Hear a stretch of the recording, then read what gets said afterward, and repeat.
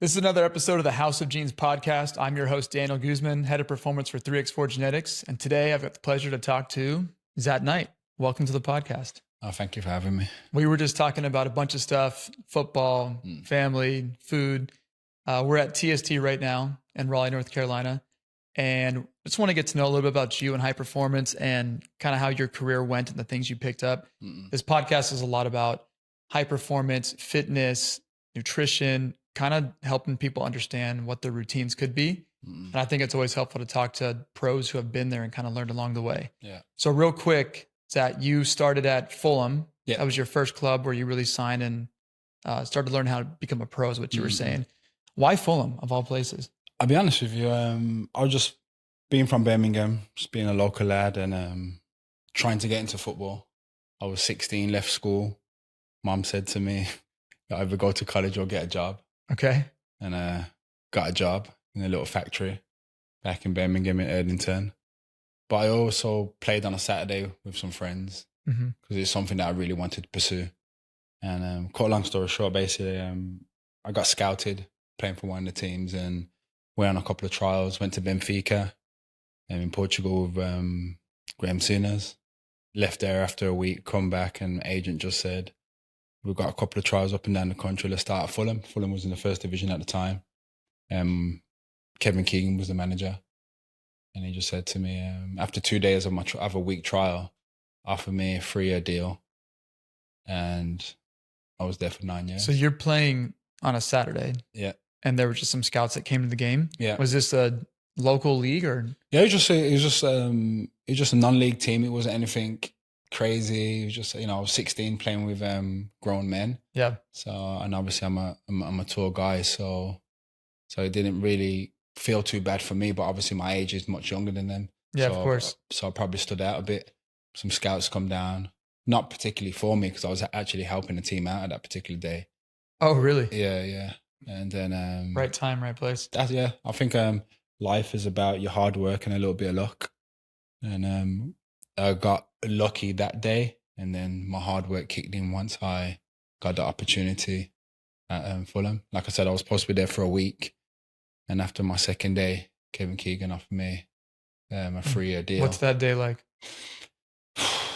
I'll be honest, it was surreal to go from working in a factory to playing on a Saturday with some friends, probably go to the pub straight afterwards, to playing with the likes of, these were big names at the time, John Solarco, Philip Albert, Chris Coleman, Steve Finnan at the time. So these were big names, and Kevin Keegan. Yep. As the manager. So me training with these as a 16, 17-year-old at the time was a dream come true. And then they pulled me into the canteen, asked the boys what he feels about me. And everybody said, yeah, the big man's all right. Yeah, there we go. So we just said, Monday to Thursday, you train with the first team. On a Friday, you go back to the under 18s, play with them on a Saturday, and hopefully you'll kind of fast track because you're playing with the first team. Went on loan at the age of 19 to Peterborough, possibly for a month, extended it a couple of times. So I really enjoyed that. It gave me some great experience, especially playing in the first division. And then going back to Fulham, we got promoted to the Premiership, played for England under 21s, got into the full England national team, and then got a dream move to Aston Villa. So I was at Fulham for 9 years. I think it changed me, helped me grow, learned a lot. Going to a boyhood dream team at Aston Villa, I was there for 3 years. And then gone on to Bolton, I was there for 5 years. Yep. So I had a 17-year career. And pretty successful, yeah. So it all started from just a desire, looking at friends and, like I said, working in the factory, and wanted more than that. Yeah. My mom just saying to me, you either, like say, you go to school or you get a job, and, wanted to pursue my dream of playing football. And I was one of the lucky ones to fulfill that dream. So 2 things. One thing we talked about before we started recording is you said Fulham was the right choice because it took you out of your comfort zone. That's a pretty mature decision to make when you're 17, 18, right? But what was that? Was it something with a conversation with your mom?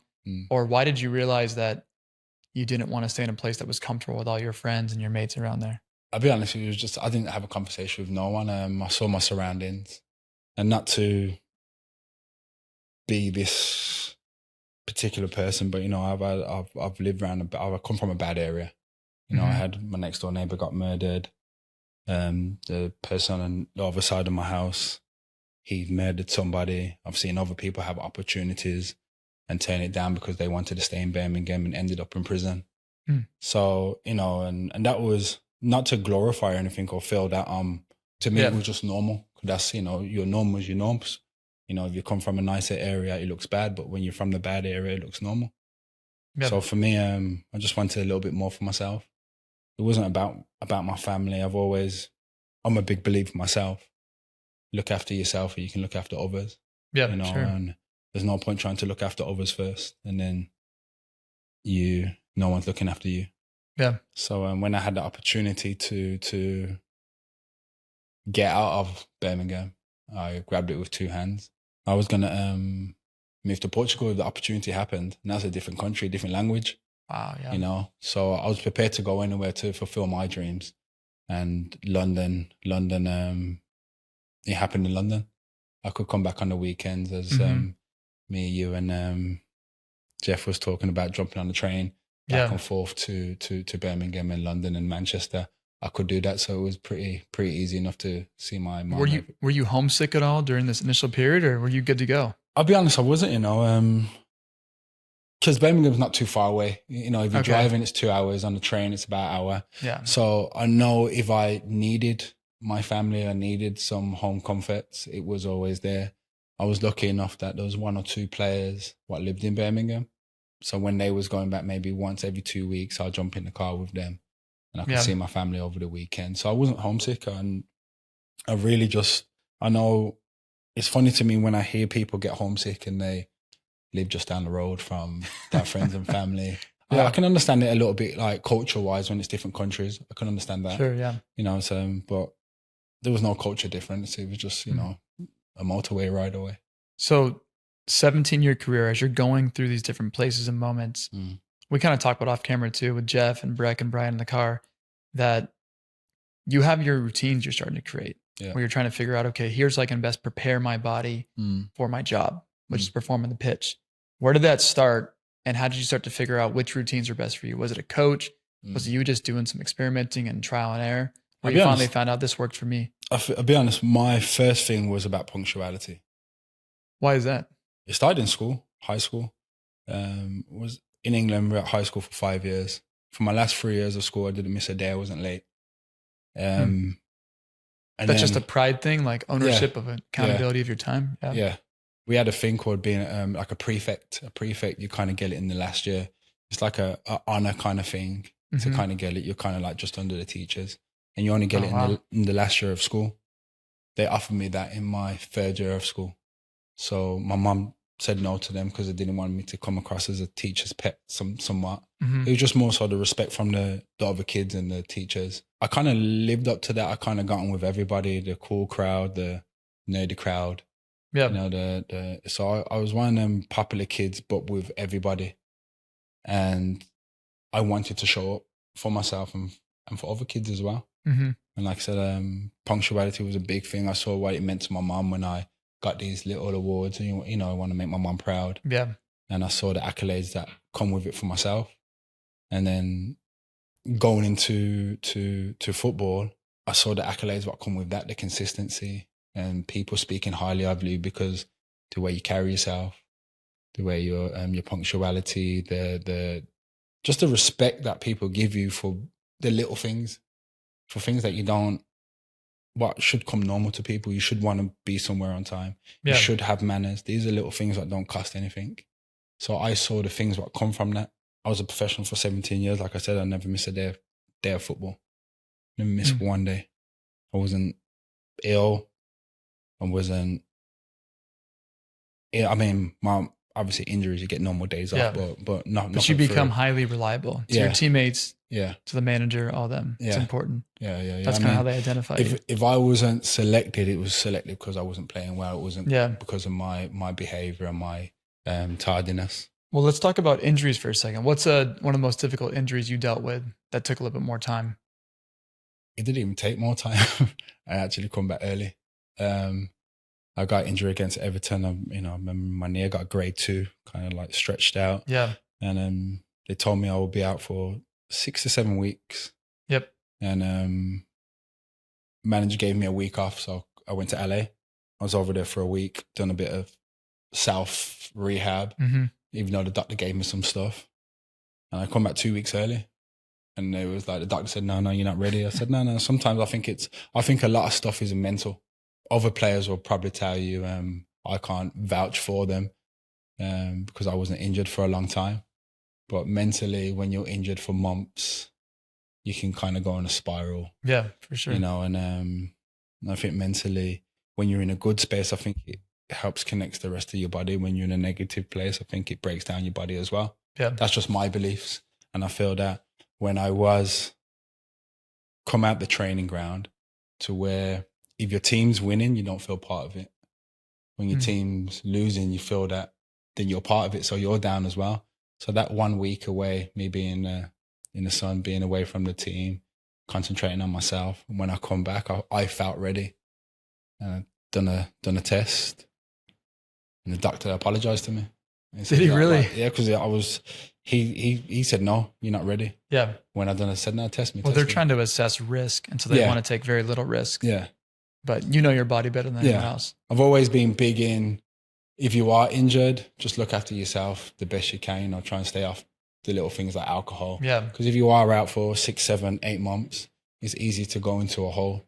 I've seen it. I've Pick seen up bad players. habits and stuff. This is something that probably, you don't know this, but 3 years ago, I was in a house fire and I burnt a lot of my tissues. I had like great 3rd-degree burns. I burnt 39% of my body.